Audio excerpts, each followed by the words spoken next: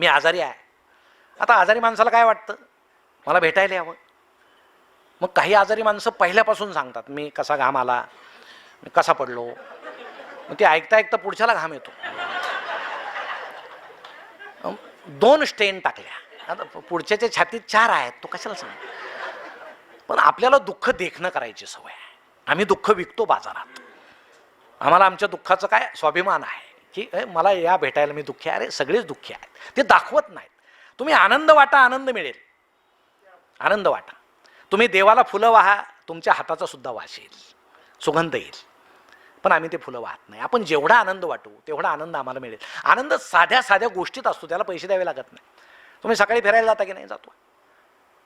सकाळी फिरताना सुद्धा आनंद असतो. आता फिरण्याचे अनेक कारणं आहेत. आता आमचं पोट समजा वाढलेलं आहे, तर ती चिंता आपली आहे ना, समाजाची नाही ना.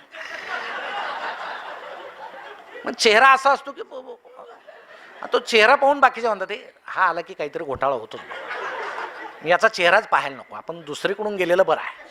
म्हणून पहाटे फिरताना सुद्धा शेवटी ते थंड हवा आहे, सकाळचं वातावरण आहे, आपण आनंदीच राहायला पाहिजे. आम्ही हा कुणीतरी कुत्रा घेऊन फिरतोय शेजारी, मग आपल्याला कुत्राच नाही याचं दुःख बाळगायचं का? तो फिरतोय ना घेऊन, त्याच्याकडे पहा. कधी कधी तो कुत्र्याला फिरवतोय की कुत्रा त्याला फिरवतोय तेच समजत नाही. तो आनंद लुटा ना जरा, मस्त पहा. आता रामदेव बाबा योगासनं करतात, केले पाहिजे. पण आता रामदेव बाबा काय त्यांचं आरोग्य चांगलं राहण्यासाठी योगासनं करत नाहीत, त्यांचं चांगलंच आहे. ते आता त्यांचा व्यवसाय झालेला आहे.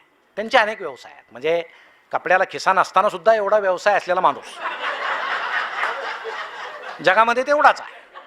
मग ते सगळे आपले सकाळी उठतात, असं करा असं करा, मग एक पाय गळ्यात घाला. आता आपली क्षमता असेल तर आपण करावं. त्यांनी गळ्यात घातलं की आपण घालायचं, तो निघत नाही. मग आमच्या हिला म्हणायचं एवढा काढ, ते म्हणते काढ नाही दुसरा घाला, दिवसभर असेच बसा.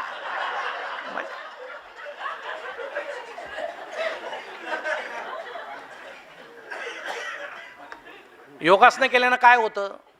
एक जण म्हटलं आयुष्य वाढतं. मग वाढलेल्या आयुष्यात काय करायचं? तो म्हटलं योगासनं करायचे. प्रश्नच आहे,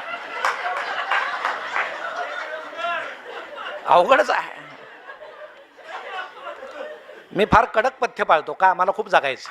खूप जगून काय करायचं? पथ्य पाळायचे. जगणं म्हणजे काय? जगणं म्हणजे तेवढंच नाही.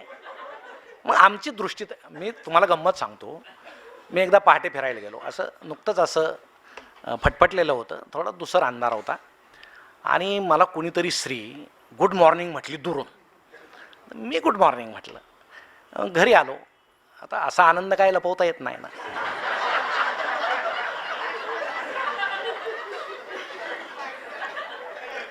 तर हिनं विचारलं, आता बायको लगेच ओळखते बरं का चेहऱ्यातलं, काहीतरी झालेलं दिसतंय, आनंदी दिसतंय. म्हटलं नाही तसं काय नाही. नाही सांगा म्हणे. नाही काय नाही म्हटलं, फिरायला गेलो होतो आणि कोणीतरी स्त्री मला गुड मॉर्निंग म्हटली. ती म्हटली मीच होते.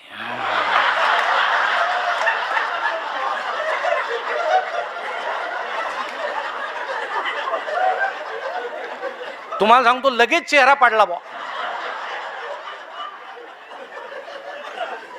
मग तिनं विचारलं, परस्त्री गुड मॉर्निंग म्हटल्यावर आनंद होतो, बायको म्हटल्यावर दुःख होतं असं का? विचार करण्यासारखी गोष्ट आहे ना. सुख आपल्या जवळ आहे, आम्ही नाही ते मानत. ते मानण्याची क्षमता, ती दृष्टी आमच्यात आली पाहिजे. आम्ही ती सकारात्मक दृष्टी पाहिजे आमच्यामध्ये. आम्ही कायम नकारात्मक. काही लोक तुम्हाला सांगतो अशा आहेत ना, प्रत्येक गोष्ट त्यांना असं वाटतं की नकारात्मक आहे.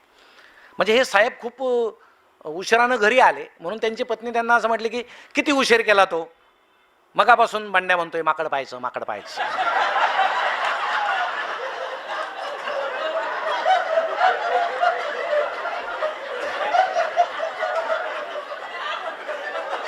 आता तो जर सकारात्मक दृष्टीचा असेल तर काय म्हणेल?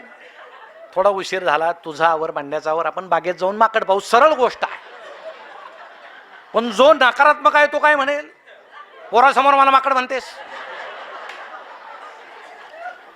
आता ते म्हणेल, म्हणायची काय गरज आहे?